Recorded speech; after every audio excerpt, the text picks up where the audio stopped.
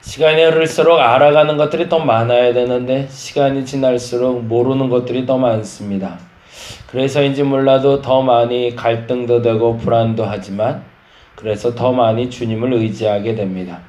한 치 앞을 알 수 없는 인생임을 더욱더 많이 깨닫습니다. 이 한 치 앞을 알 수 없는 우리가 그 한 치 앞이라도 경홀히 여기지 아니하시고 인도하시며 이끌어가시는 주님을 철저히 신뢰하게 하여 주옵시고 이 어둠과 근심 가운데 있는 세상에 참된 빛과 소망으로 우리를 찾아와 주이사 우리의 앞길을 인도하여 주옵소서. 소경이 소경을 이끄는 세상이 되고 말았습니다. 그 누구도 한 번도 가보지 못한 길, 그 길을 지금 가고 있사올진데 그 길을 아시는 주께서 인도하여 주시옵소서. 우리의 길을 인도하시고 우리의 삶을 인도하여 주옵소서. 주 안에 참된 진리와 빛이 있을 줄로 믿습니다. 주여 인도하여 주시옵소서. 감사합니다. 고마우신 예수님 이름으로 기도드렸습니다. 아멘. 아멘. 요한복음 16장 말씀 같이 보도록 합니다. 요한복음 16장 16절에서 24절까지. 요한복음 16장 16절에서 24절까지 우리 같이 한 목소리로 천천히 읽도록 하겠습니다. 조금 있으면 너희가 나를 보지 못하겠고 또 조금 있으면 나를 보리라 하시니 제자 중에서 서로 말하되 우리에게 말씀하신 바 조금 있으면 나를 보지 못하겠고 또 조금 있으면 나를 보리라 하시며 또 내가 아버지께로 감이라 하신 것이 무슨 말씀이냐 하고 또 말하되 조금 있으면 이라 하신 말씀이 무슨 말씀이냐 무엇을 말씀하시는지 알지 못하노라 하거늘 예수께서 그 묻고자 함을 아시고 이르시되 내 말이 조금 있으면 나를 보지 못하겠고 또 조금 있으면 나를 보리라 하므로 서로 문의하느냐 내가 진실로 진실로 너희에게 이르노니 너희는 곡하고 애통하겠으나 세상은 기뻐하리라 너희는 근심하겠으나 너희의 근심이 오히려 기쁨이 되리라.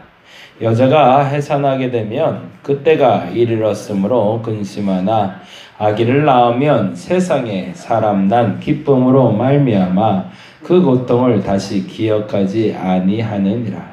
지금은 너희가 근심하나 내가 다시 너희를 보리니 너희 마음이 기쁠 것이요 너희 기쁨을 빼앗을 자가 없으리라. 그날에는 너희가 아무것도 내게 묻지 아니하리라. 내가 진실로 진실로 너희에게 이르노니 너희가 무엇이든지 아버지께 구하는 것을 내 이름으로 주시리라. 지금까지는 너희가 내 이름으로 아무것도 구하지 아니하였으나 구하라 그리하면 받으리니 너희 기쁨이 충만하리라. 아멘. 오늘 본문을 읽으면서는 요즘의 상황하고 참 많이 만난다라는 생각을 했는데요. 16절에서 19절까지 말씀에 계속 반복되고 있는 단어가 있죠. 그 단어를 한번 찾아볼까요? 16절 같이 한번 읽어봅니다. 조금 있으면 너희가 나를 보지 못하겠고 또 조금 있으면 나를 보리라. 거기에 반복되는 단어가 뭐죠? 조금 있으면 이라는 단어죠. 그리고 16절, 17절에도 제자 중에서 서로 말해도 우리에게 말씀하신 조금 있으면 나를 보지 못하겠고 또 조금 있으면 나를 보리라 하는 말씀이 무엇이냐. 그래서 18절에 또 말하되 조금 있으면 이라 하신 말씀이 무엇이냐.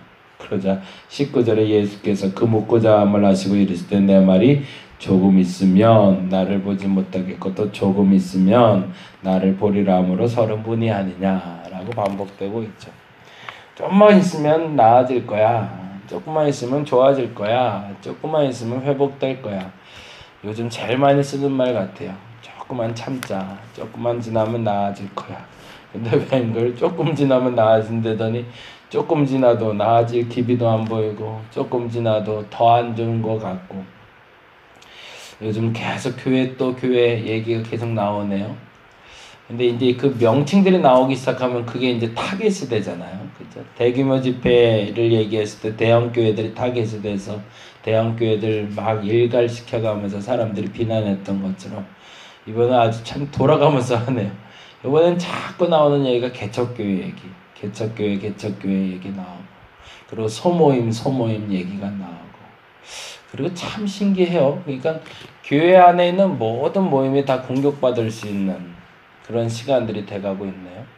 사실은 화요일마다 저희가 성경 공부하던 모임이 하나 있었는데 잠시 보류하기로 했어요.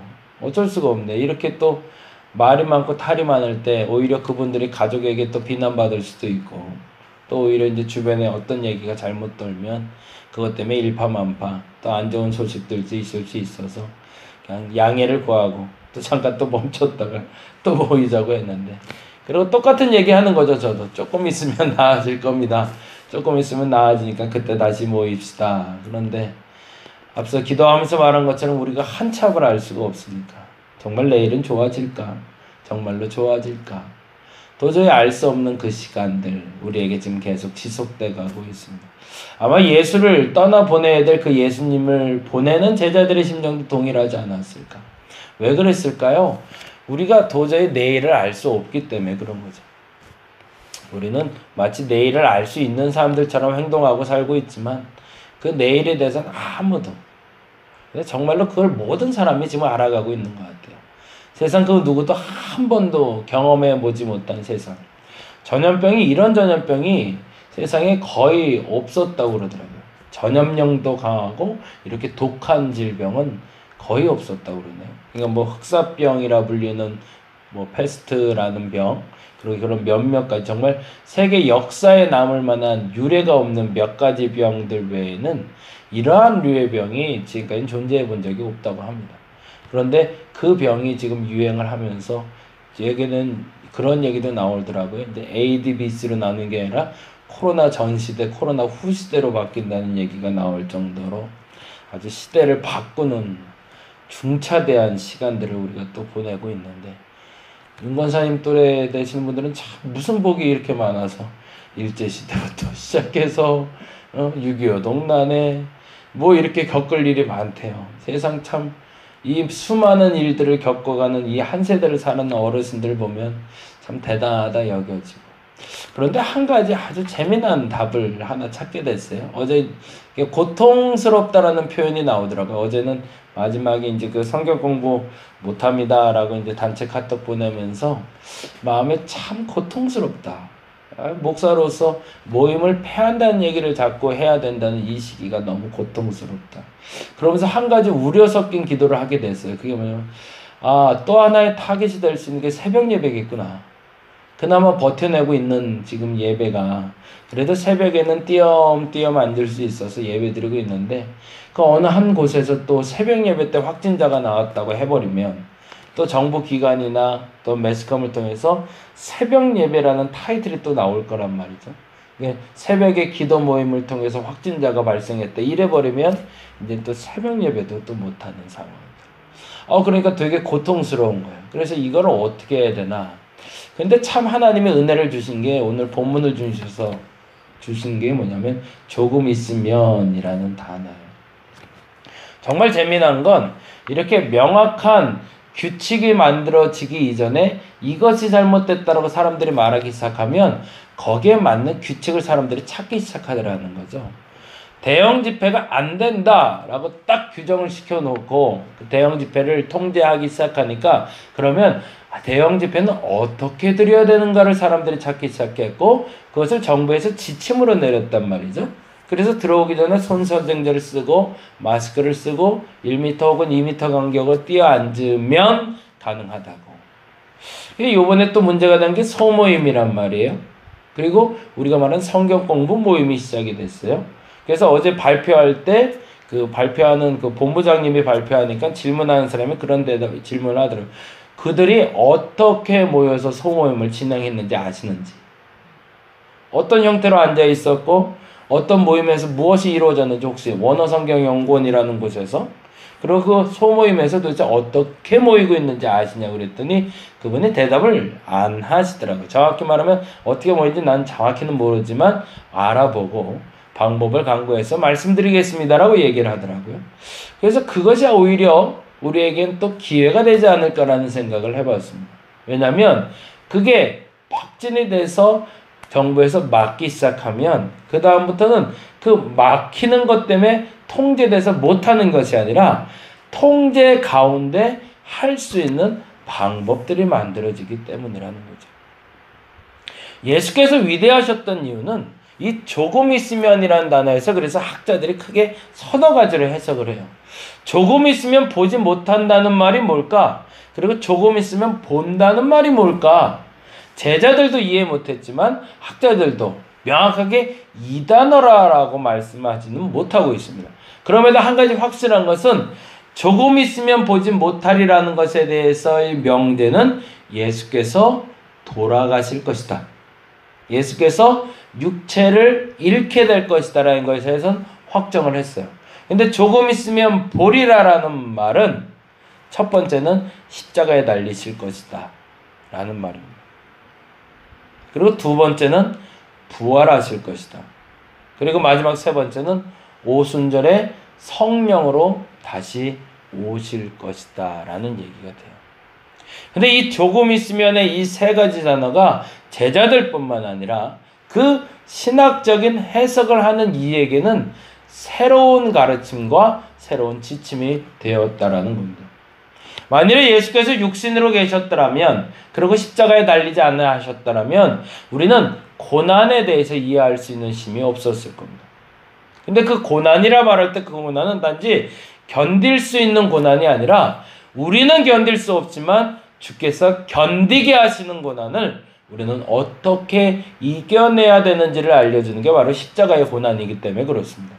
만일에 예수께서 죽음을 이기시는 이 십자가의 고난을 이겨내지 못하셨다면 우리는 다른 류의 종교 생활을 하는 이들과 동일한 질문에 해답을 같이 찾아내지는 못했을 겁니다. 그러나 우리는 그 해답을 찾을 수 있는 사람들입니다. 그건 뭐죠? 죽음을 넘어서는, 죽음까지도 견뎌낼 수 있는 고난을 우리 주님이 이겨내셨기 때문이죠. 앞서 말씀드린 대로 우리가 내일이 불안한 이유는 내일 일에 대해서 경험해보지 못했기 때문입니다.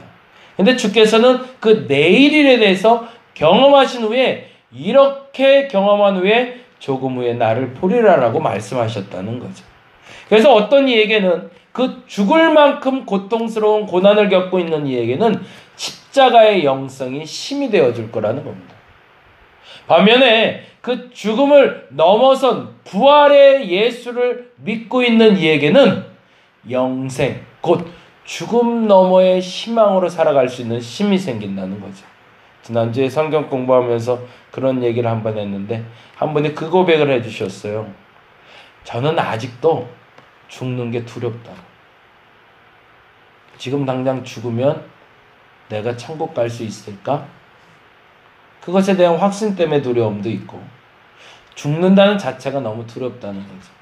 그럼 믿음이 없는 걸까요? 아직 부활의 경험에 대해선 부활의 예수에 대한 경험이 미흡한 것뿐이지 믿음이 없는 건 아니죠. 근데 어떤 이들 중에서는 그 부활의 예수를 경험한 이는 그 죽음을 넘어선 평안함을 누릴 수가 있다는 거죠.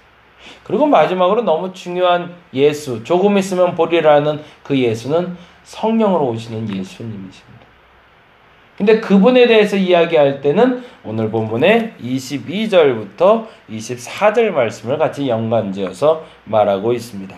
22절에서 24절 말씀 같이 볼까요? 지금은 너희가 근심하나 내가 다시 너희를 보리니, 다시 너희를 보리니를 여기서는 성령 강림으로 해석을 하는 거죠.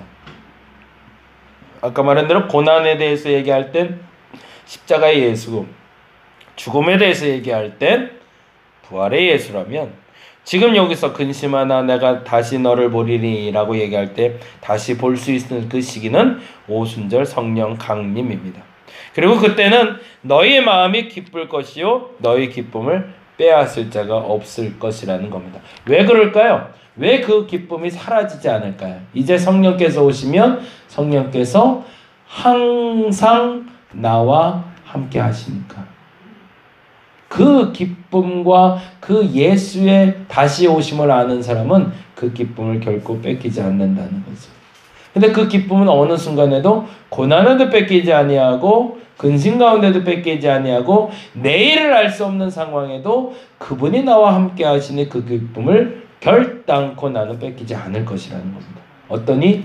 오순절 성령 강림의 그 예수를 아는 사람들.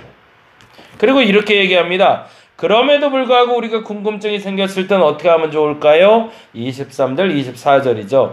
그날은 그러면 언제죠? 오순절 성령 강림을 체험한 날. 제자들에게 임했던 그 성령 강림이 임했던 그날처럼 내 안에 성령께서 임하신 그날에는 이라는 해석이 되는 거죠. 그날에는 어떻게 된대요? 너희가 아무것도 내게 묻지 아니하라. 왜요? 물을 필요가 없는 거죠. 왜? 내가 진실로 너희에게 이르노니 너희가 무엇이든지 아버지께 구하는 것을 내 이름으로 주실 것이기 때문에. 어떤 이에게? 성령이 항상 동행하는 이에게는 주의 이름으로 구하는 것마다 주께서 주실 것이니 걱정하지 않아도 된다라는 거죠. 그리고 마지막으로 이렇게 얘기하십니다. 24절 지금까지는 너희가 내 이름으로 아무것도 구하지 아니하였으나 구하라. 그리하면 받으리니 너희 기쁨이 충만하리라. 아멘. 저와 여러분이 만나고 있는 예수님을 오늘 한번 이렇게 체크해 보았으면 좋겠어요. 어떤 예수님 만나고 계신가요? 그냥 이 땅에 육신을 입고 오셔서 병자도 고치시고 위로하시고 사람들을 만났던 예수님을 만나고 계신다면 친구 되신 예수님을 경험하실 겁니다. 그러나 고난의 예수를 만나신 분이 있다면 그 어떤 고난도 이겨낼 힘이 되어 주실 겁니다. 부활의 예수를 만난 분이라면 오늘 당장 죽는다 할지라도 걱정하실 필요가 없을 겁니다. 그런데 더 중요한 건 오늘 근심하고 걱정할 일이 없는 사람들, 보다 정확히는 그럼에도 불구하고 기뻐할 수 있는 사람들이 있습니다. 누구죠? 항상 성령의 내주하심을 경험하는 사람. 나는 어떤 예수를 만나고 있나? 혹여 그 부족한 부분이 있다면 그 예수님을 경험해서 그 예수님이 주시는 그 은혜를 경험하는 내가 되게 해달라고 기도하는 저와 여러분 되시기를 간절히 바랍니다. 기도하겠습니다. 정말로 모르겠습니다. 내일을 모르겠는 것이 아니라 단 1시간 후도 모르겠습니다. 앞으로 벌어질 일에 대해서 그 어떤 이도 아는 사람이 없습니다. 그래서 오히려 감사합니다. 법들이 만들어질 것이기 때문에 그 법대로 살면 되니 감사한 일이고, 아무도 살지 못한 인생이지만, 아무도 살아보지 않은 내일이지만 그 내일을 주장하시는 분 또한 주님임을 믿사오니 내가 또한 감사합니다.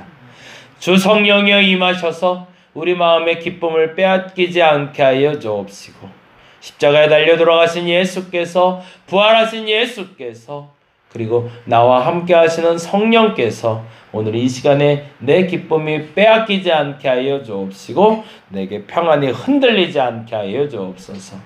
그럼에도 불구하고 내일을 알 수 없지만, 그럼에도 불구하고 내일을 지키시는 주님, 우리와 함께 하여 주시옵소서. 감사합니다. 고마우신 예수님 이름으로 기도드렸습니다. 다 같이 기도하고 돌아가도록 하겠습니다.